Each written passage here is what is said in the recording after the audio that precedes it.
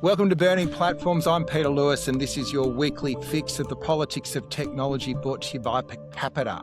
This week, we're going to explore the idea of AI as normal technology with long-term platform pyromaniac Nick Davis from the Human Technology Institute at UTS.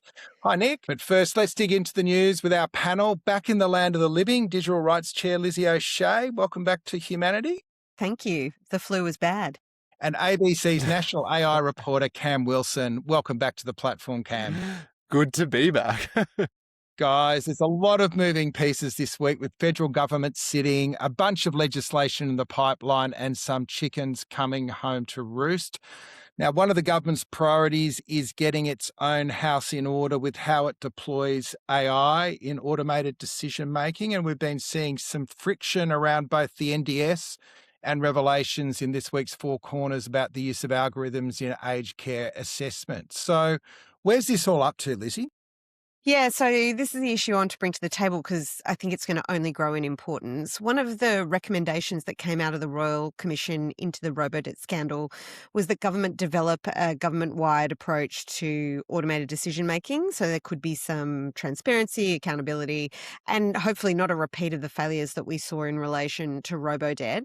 And we know that government departments are using automated decision-making tools, but there's not necessarily clarity or uniformity in how that's rolling out.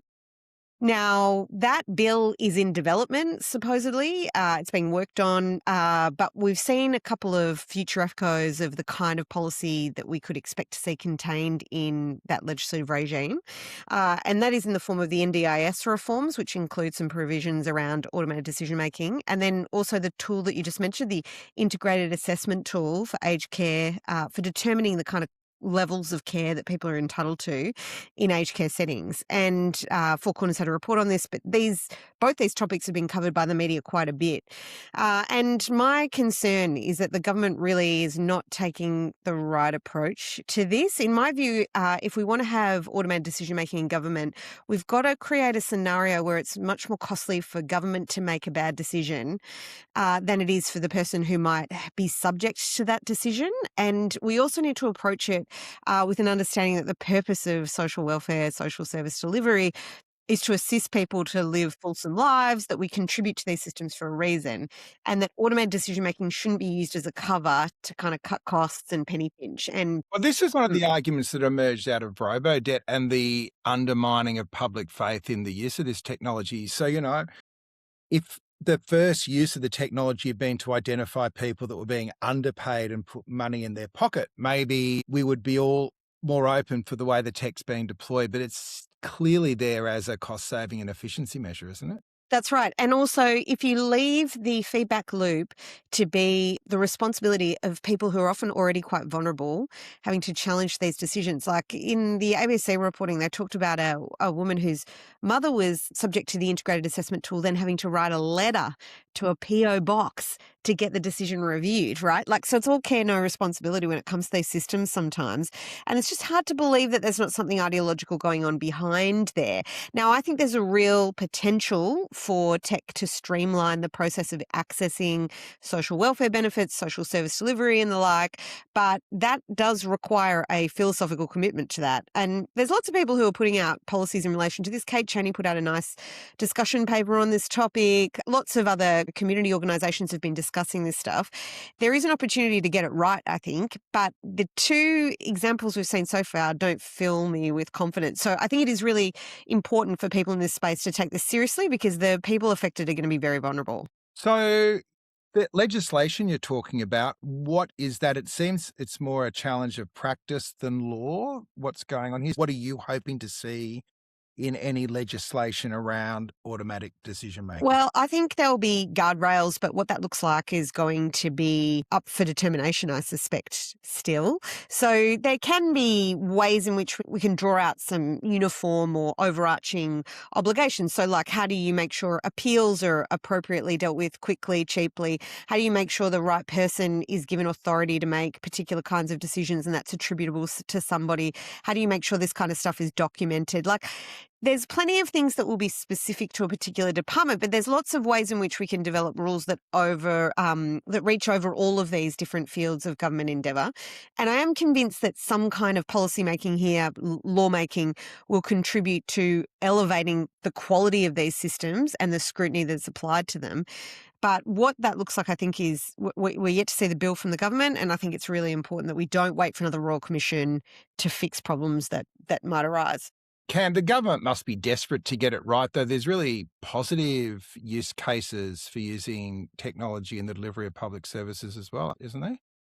Yeah, we're definitely seeing the government wanting to use it. That was a big part of the last budget. They were certainly talking about it a lot. Having a look recently, just for on the hunt for stories through the government's various AI transparency statements on all the government department websites, they are definitely expanding the use of it in a whole lot of ways. I think it's a really fascinating question about making sure that it's not just being used to the benefit of people who run departments and instead it benefits the people who interact with them. And I was chatting to someone recently who runs a tech literacy group, and they were talking about the value of and the importance of actually AI literacy, not because they want to get everyone, I guess, cranking ChatGPT, but they say, the more that people understand this technology, the more it gives them the ability to interact with it and potentially challenge it. People might take this for granted because many listeners would already be pretty tech illiterate.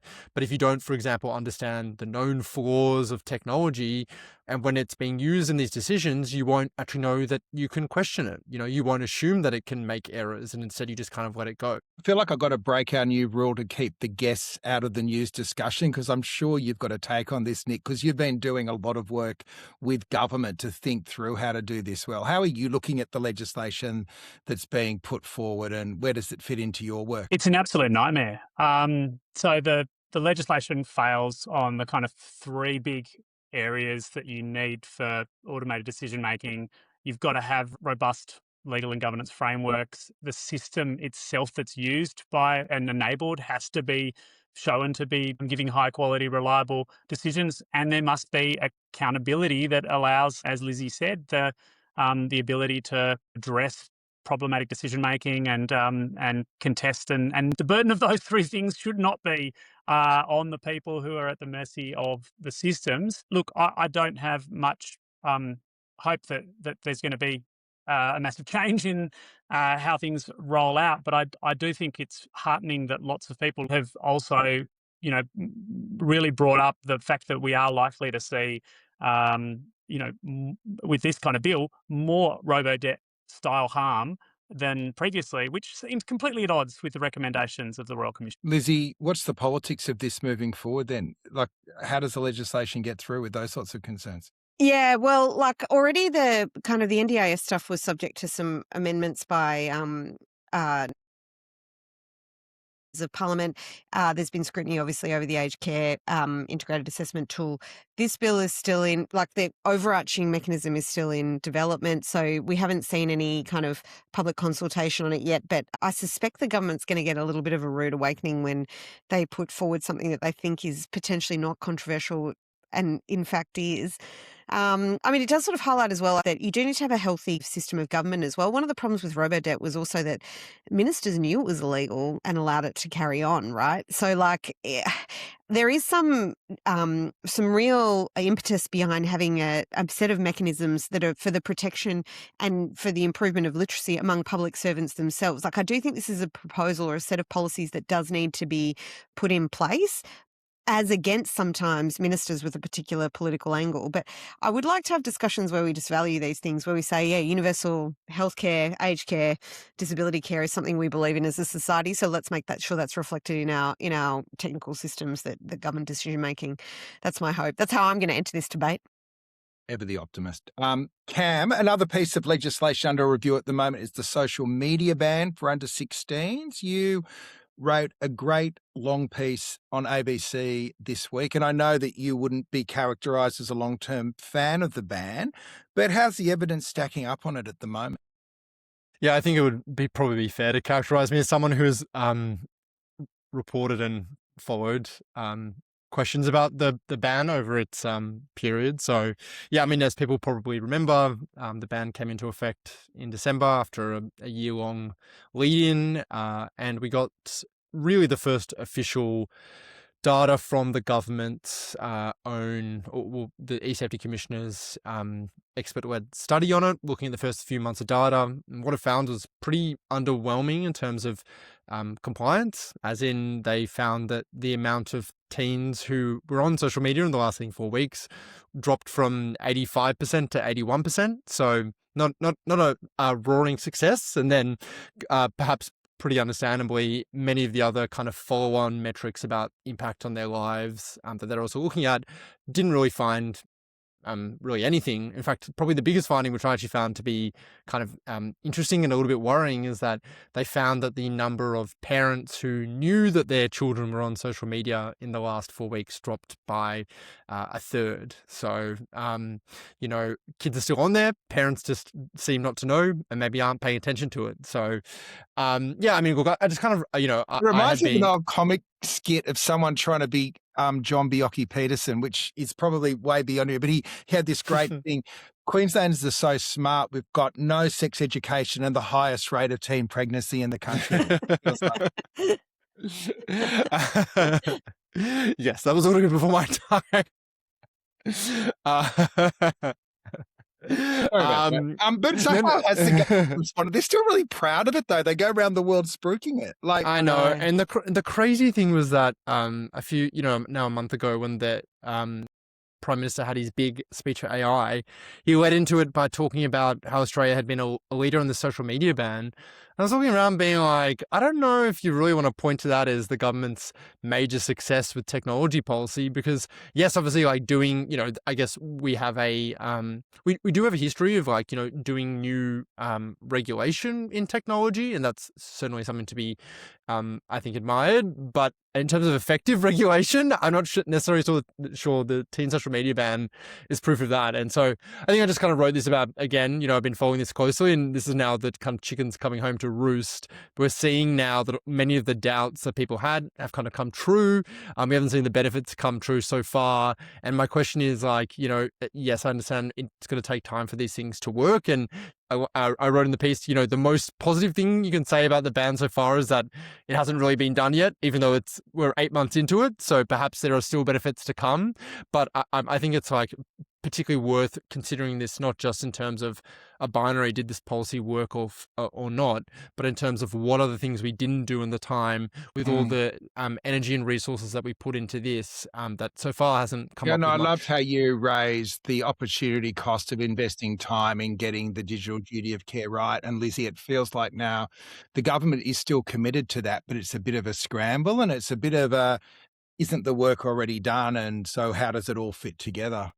Yeah, I think that is an opportunity cost that's real. I think what this policy does really work for is for politicians who want to have, dare I say it, an announceable, because it's like it does give this impression of taking action against big tech, which works well for their polling, but the follow through is clearly quite difficult. Like making sure that it actually is effective is something that I think does not suit politicians in this current environment. Yeah, the digital duty of care is obviously one of the key planks of the government's policy when it comes to big tech that could have been advanced more than where it is now if they'd focused on it. I mean, I'm still hopeful, but there are a lot of different ways in which that may go wrong, right? So it does need a lot of effort and commitment and political capital devoted to getting it across the line. And I think it could be much more impactful. I think the Children's Online Privacy Code is also like this kind of sleeper policy here that was developed by the Privacy Commissioner, I think, as the right orientation and will have an impact on all sorts of services that might be used by children, which is likely to be much more expansive. And I think that kind of privacy is always seen as this like poor cousin of some of these reforms because it's less, I don't know, directed, less interesting, less exciting than some of the other ways in which we talk about online safety. But I actually think it's got some of the most important potential for improving the experience of people in online spaces.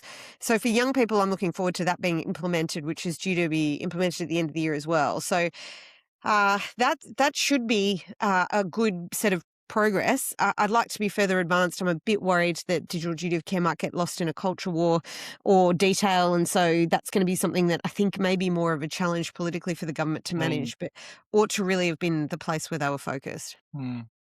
Yeah, so one to keep an eye on, Cam. One more before we go to Nick. So as listeners know, I love anything that smacks of a bit of a Luddite vibe, and I loved the Guardian piece that ran a couple of weeks ago now on adversarial fashion. And so if you can see, I'm fancy dressed tonight. This is the sort of thing that we're all going to have to be wearing if we don't want surveillance cameras to be catching us in the act or just going about our normal lives. So there are a whole bunch of companies that are sort of starting to do adversarial patterns in gardens. So they've been designed, shapes, colours, motifs that exploit weaknesses in some computer vision systems. The whole thing's becoming a bit of a tech project. There's a Kansas cyber professional that was reported. I'll put all these links on the Substack and some photos of the fashion because I'm wearing it. He's got a terrific name. He is wearing it. Kansas the hell out of it. I also, it's a bit like hip hop fashion as well. Like I feel like might be a little bit aged in it, but anyway. But there are also some glasses I'm also going to put up as well. But this guy, Bill Swearingen, he's got a project called No Recognition, and he's trying to generate visual patterns that run it through production grade AI surveillance models and record whether the person was detected, and then if they're not, produce more of that. And then there's this other brand of sunnies. They're like probably the opposite of perv glasses. They're the ones that you don't get detected on, designed to fool facial recognition systems using infrared illumination, 3D infrared mapping and scanning. And so I went online to buy some of these and they've been sold out. So I began a bit like the Meta glasses. So I don't know. Would I look good in adversarial fashion, Lizzie? You can't be any worse than what I do already. Exactly. I think it would be an improvement. I like the idea At least a it would lot. be functional then. I've always wondered why it wasn't more common to sell or produce Faraday pouches as well. You know, like somewhere you could put your phone so you're not tracked or whatever. There was a Kit Kat ad, I think it was recently, which involved repurposing a Kit Kat packet as a Faraday pouch for your phone as a way of taking a break, which I thought was like interesting marketing that Nestle is using this as a tactic. So, but yeah, I always think if I had my time and I wanted to run a small business, I'd start making glamorous Faraday pouches for your phone. But maybe I need to branch out into reflecticles, as they're called. But it is interesting, Cam. There feels to be a cultural moment that's occurring. So this is a fashion play. There's obviously people that are sort of signing up to no AI, music and no AI books. And I feel like there's also this growing sort of backlash against the whole inevitability of it. And so the idea of one of the designers was saying, yeah, we just need a celebrity to start wearing it and it's going to go off. So, if I'm the only one doing it, there's only one way, which is up. But could resistance become cool? I think resistance is one of the best ways to achieve it is face paint, right? So we all just need to embrace our inner child and start getting out the face paint every morning. Maybe a little, 8:30 coffee and stripes. A moustache. Yeah. Would zinc crap up facial surveillance? In the right patterns, that's one of the adversarial movements. Oh, I'm there. More seriously, Lizzie, there are hopes that the growing storm around the Meta glasses could be seeing some sort of landing point over the next few weeks as well. So that's the other bit of these perv glasses have just captured the attention of so many Mm. people. It's really compelling because people realize, gosh, this is such a nasty piece of tech and there's very little that I can do about it. Someone should be in charge of prohibiting this, right? I think that's the Mm. kind of conclusion people are drawing, and the media as well. The media are obsessed with these things, right? So, but it is an interesting flashpoint to start having a discussion about what do you do about this? Like, you need government to step in and stop this stuff because you just can't be expected to take your own responsibility for privacy when someone's Even if you wandering look around with perv good. Totally. glasses. Yeah, yeah. Even if you look good. We can't even Um, we can't all source shirts like that. I was going to add that there was the Information Commissioner Carly Kind put out a blog post about it, and there was a part at the bottom that I don't think most people noticed, but really like stood out to me, which is that she was saying that, as we know, like privacy law doesn't apply to like individual to individual. But she raised the idea that Meta could have a privacy obligation to the people who are filmed by Meta glasses being used by someone. And to me, that was like a big eye opener. This idea that, wow, they could have responsibility and have to deal with that. I thought was, everyone says that the commissioner is very strategic and smart. So I definitely took note of that. Let's bring Nick properly into the discussion now. So for people that aren't familiar with Nick's work, Nick was one of the co-founders and co-directors with Ed Santo of the Human Technology Institute. He spent many years working around the world, particularly at Davos, seeing the wave of technology probably a little bit before he hit. One of the books you wrote, Nick, was the fourth or the fifth Industrial Revolution? Fourth? Fourth. The fourth. The fifth Definitely the hasn't fourth. happened yet. God knows what other that will be hyperspace, or teleportation.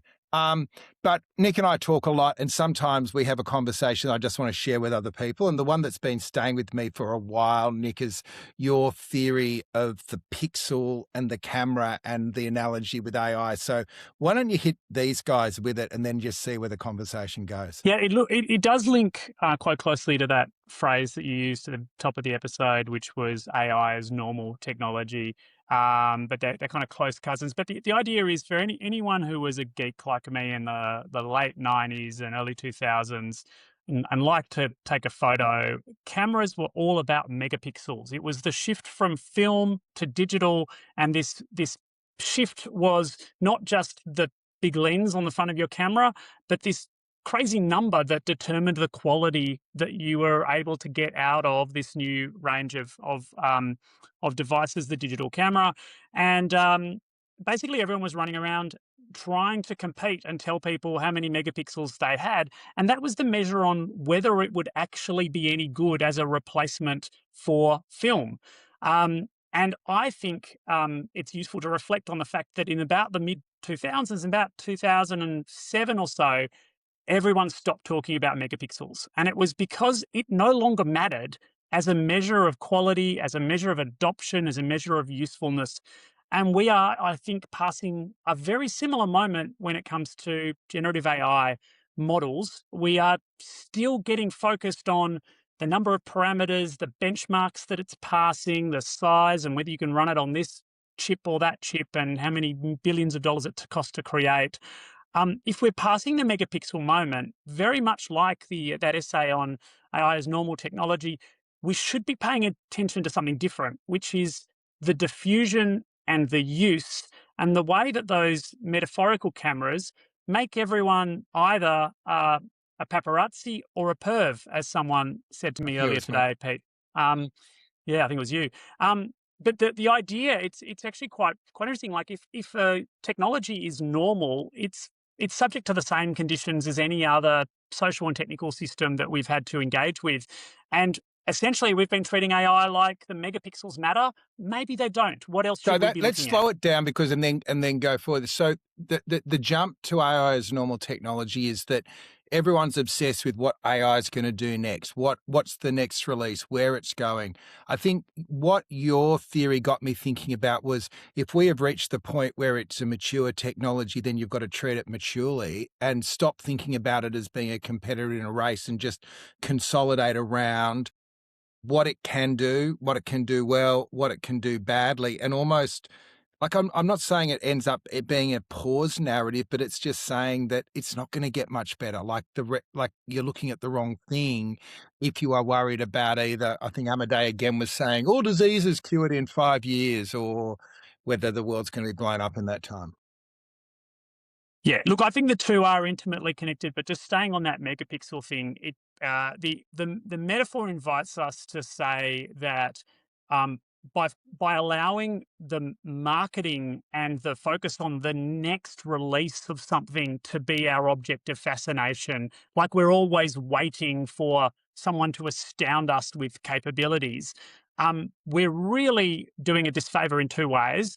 We're not actually focusing on getting the benefits of it, but we're also missing the fact that that camera, as it gets smaller, disappears into a whole bunch of other technology and is used in ways that we're no longer paying attention to. And that's a critical kind of aspect for us to think about, legislation on automated decision making or others, because we've got to keep the focus on where tech is used and how it's used in order to realize that it's diffusion that makes the impact, it's adoption, it's the use cases that matter, not whether or not Mythos 5 or Mythos 6 can hack yet another military facility or another French startup. Yes, that's interesting and it draws the headlines, but for the rest of us, for most of the world, that's not the relevant frontier. The frontier is how it's affecting us day by day, where our data are going and how that's being used potentially to compromise us. It's a worthwhile reset, Nick, no doubt, in terms of understanding both like how we interpret the technology, but also how we engage in like policymaking or lawmaking around it, which is kind of where my mind is at. But one thing I did just want to interrogate the theory a little bit more about is about like the investment levels, because that is true. I think your metaphor around megapixels and cameras is apt, and understanding when we accept that it's part of our daily life as a technology. But AI is accounting for an oversized impact on financial markets and investment markets and GDP growth, for example, in places like the United States. And there is also an associated kind of national security element to it, like a warfare element, international dominance element. But, the numbers that are flying around are quite remarkable. Like 25% of US GDP growth is associated with AI. There's, so many people in Australia at the very least have their superannuation funds tied up in some of these really big tech stocks. Like the impact of a change in that market would be significant across multiple fields of our economy and society. How do you square that with the idea that it's normal technology? It's a terrible narrative for someone who's burning billions of dollars in capital to produce the next big model. Like, it's a very inconvenient truth. If these models are good enough and they run at the average electricity cost of a medium-sized kind of GPU, as opposed to being the required, sum of all investment capital of, and as you say, the kind of total growth of the US economy, we have a problem, because that's an incredibly inflated economy on the promise of the next big model. So I think it's very, if you buy into this, you do come to the conclusion that you're kind of talking about. And the question is it actually a valid argument and we are already running over the edge of the cliff? Because, that could be the case. Or does the level of investment and the animal spirits in the market show that actually megapixels still do matter, the model parameters, capabilities really do matter? I guess my argument is they matter in the sense that there's a race. They matter in the sense that if you buy into the all or nothing kind of geopolitical first to AGI or first to hack an entire government argument.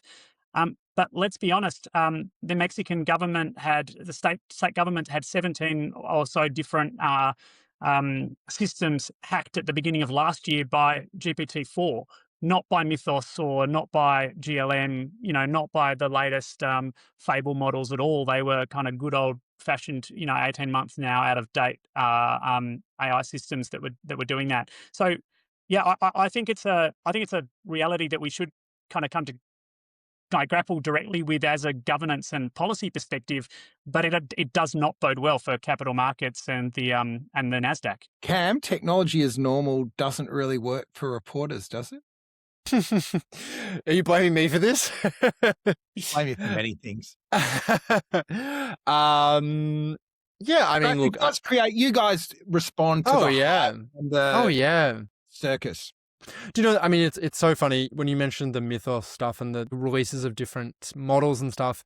It is crazy how this technology in particular really suits the kind of like episodic kind of like narratives and almost like they like call them like news events where it's like, because I remember when the Mythos stuff was happening and they first released it to, you know, Operation Glasswing, and there was like 50 companies who it was released to.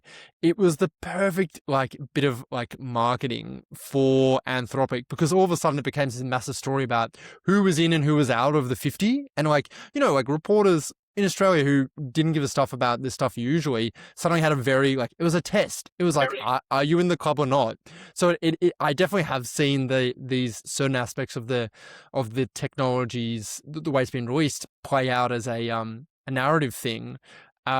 I think, yeah, I mean, I think the normal technology thing is really powerful.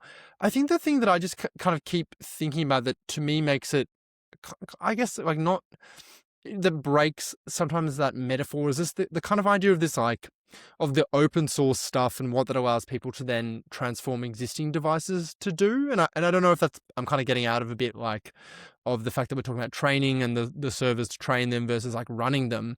But I mean, like I always have been a little bit like enamored with the idea about, you know, these open weight models that are being, you know, anyone can now run on their computers and kind of do new things, and how that is a really interesting part of it all. And Nick, do you think that is like, that's kind of like easily explained, or is just kind of like another, you know, part of it?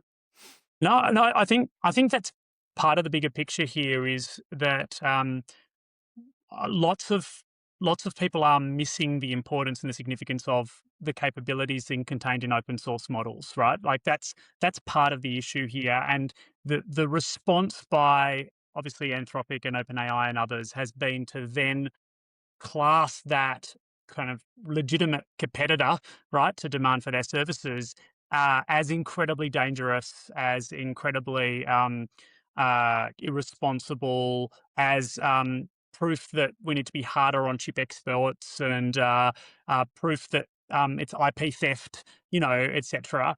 And like, I'm not denying that those things are true, right? Like, these models are easier to jailbreak. They clearly have been distilled from other models, right? So those things are all true. But what about the argument that these things are capable and can be harnessed to do all the amazing things that the AI frontier labs say we should be doing with AI, as long as you just wait for us to produce and control and sell you that next thing, right? And so I guess my argument is, the more time that we can pay attention to how and where we use a technology, the faster we can have that really socio-technical kind of, you know, discussion about how we as humans fit together with the tech and what we want to control. The more we allow our money and our minds to go to that episodic, periodic kind of hype release cycle, the more that actually we are kind of always deferring the future in both risk and benefit in a way. And I think that's a real shame. I think we actually need to bring that that more empowering future a bit closer to us today. And if that means playing more with open source models, Cam, I'm all for it. Can I ask, it's a slightly tangential, but I think it follows on, which is, I've been wondering, Nick, is AI even a useful frame to be describing what we are talking about anymore? Because it means everything from a frontier model to the thing that makes your messages work in your phone to child abuse enabling material. You know what I'm saying? Like, I'm just wondering if, because the language of AI kind of goes straight to Terminator and the future, whether that's part of the problem now, and we're not having the mature discussions we could or should be, because we call the guy that understands technology at the ABC the AI reporter rather than the technology and change reporter or whatever. You can defend your job title in a sec, Cam, but I'll... Go ahead, Nick. Well, I think it was Kate Crawford who wrote that, artificial intelligence is neither artificial nor intelligent. And I think it's a great line because it is true, right? Like it is deeply human, but not intelligent like humans. Second, it is a massive category, right? It's a massive category and a concept that doesn't at all do service to the nuance with which we think about AI in a surveillance context and facial recognition systems versus, matching systems or copyright concerns. So I think the language doesn't do us service. But I do think that at the moment, and this is where I start to diverge a little bit from Narayanan and Kapoor, who wrote the AI is normal technology article last year, the piece.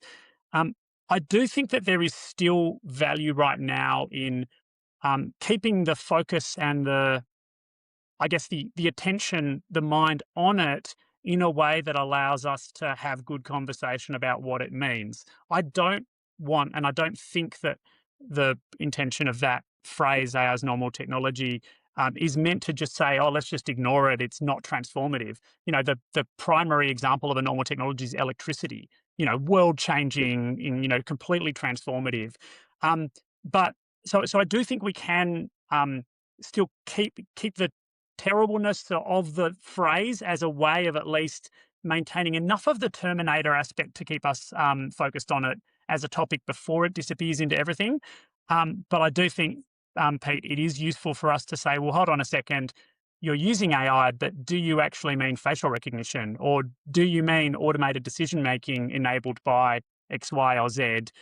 Or do you just mean Google search? Because they are very different aspects of the technology. And just like we shouldn't be regulating cameras by kind of reference to the number of megapixels, I don't think we should be trying to regulate AI models by the number of parameters or how sexy the marketing around it is. Yeah, and there are jurisdictions that have attempted to do that, right? And I think it's a bit of a fool's errand, right? But the other way I wonder whether the other way to usefully think about it is to also, like, if it's normal, then why don't you take a normal approach to how you develop competition policy or infrastructure development or rights for people who use it or attribution of liability? None of these kinds of rules that exist already for existing businesses should necessarily have to change for this kind of new technology. But when it's given a kind of reverence or a special category of its own, there's this assumption that those rules won't necessarily apply. I should say as well, like, I do think we will need new laws and policies. Like, I think, how you approach the question of agentic AI is interesting because there's lots of ways in which it really violates your privacy and puts you at different risks that weren't previously possible. But equally, I can see how agentic AI ends up being shaped and influenced by competition and centralization and monopolization that you've seen in the tech sector for the last 20 years, right? So if we don't want to reproduce the problems that have come from that centralization of industrial power, maybe we do need to take a more considered approach to the normalization of the tech. I mean, is that a useful frame, Nick? I don't know if I'm just a lawyer, no. so that's all I think about. I know. I think it is, and again, like, it's sometimes useful to think about through metaphor and through historical analogy, and take this invitation to think about something like electricity. Electricity, did cause challenges with intellectual property, caused challenge with competition and concentration. It also resulted in lots of town planning issues, but probably its biggest contribution was fire and fire safety. It then spurred a whole series of standards and safety issues that essentially kicked off, a lot of the modern insurance industry, a lot of the more modern standardization industry, which benefited a whole bunch of other aspects of technology that were connected to electricity. So the point is not that this doesn't create unique risk and doesn't stress systems in new ways. The point is probably 80% of it, Lizzie, can be dealt with through applying thoughtfully and adapting existing laws. And the 20% that is left, it doesn't need to be treated as if this is a doomer kind of technology that must be stopped at all costs, nor necessarily the savior technology to all economic and healthcare and social ills that must be allowed to thrive without anyone standing in its way, which is the kind of exceptionalism that we see in the public narratives around this. And if it's not one of those two, it's often, well, if we don't allow it to thrive, then China or someone else will, and then we'll be really stuffed. But, it's nice to have that touchstone that you say, if this is a normal technology, normally transformative, we should be able to think and have a good conversation about competition law without getting all het up about whether or not that's going to cause the economy to crash. Cam, what's your view on the way we're having the discussion at the moment? Like, in a way, you're a conduit of the broader discussions going around politics, technology, civil society. I think one thing that I really came in thinking was that you need to separate out the technology itself from the hype around it and the culture, the business, like everything else around it. I think that they when I said that, sometimes people were a bit like freaked out. They're like, does that mean you're going to ignore all that other stuff? And it's like, no, but I do think that you kind of need to keep it in different minds while obviously understanding how it interacts with it, like each of those interacts with each other. The thing that I've been thinking about a lot is just about how there have been these kinds of like goals that have slightly changed over the last few years, where for a while all the AI companies were talking about AGI, like artificial general intelligence, which is the idea that you have an like AI is capable at a human in most tasks. And now the real like holy grail that I kind of hear a lot of talking about is recursive self-improvement, and they call it takeoff, and then essentially away it goes. Humans stop being relevant and they can go and improve themselves. And what I think is fascinating about them is, look, I'm not smart enough to know how reasonable it is that we'll reach either of those anytime soon, in time for these companies for it to pay off. But it does seem like a lot of like the business plans at the end of the day and all the justifications for these massive spends end up being a little bit like, do this question mark, and then like we invent digital gold and everything is okay. And I think that really just kind of like when you're thinking about it as normal technology, any of this, in my view. Exactly. And so I think like obviously thinking about it as normal technology is a kind of challenge to that. So yeah, I appreciate it. This is the primary, I guess that's the primary answer, that if we had someone from Anthropic or OpenAI or Mistral somewhere, Kimmy on the pod, they'd say, Cam, or Nick, you're right. It's a normal technology until we get recursive self-improvement, which takes us from AGI to super intelligence. And that's the shift that no electricity system, ever reinvented itself in that way. And I take that as an argument. I think people like Lizzie, you, me, Pete, and others, there's a whole community that have been working from the perspective that, okay, we can't completely discount that.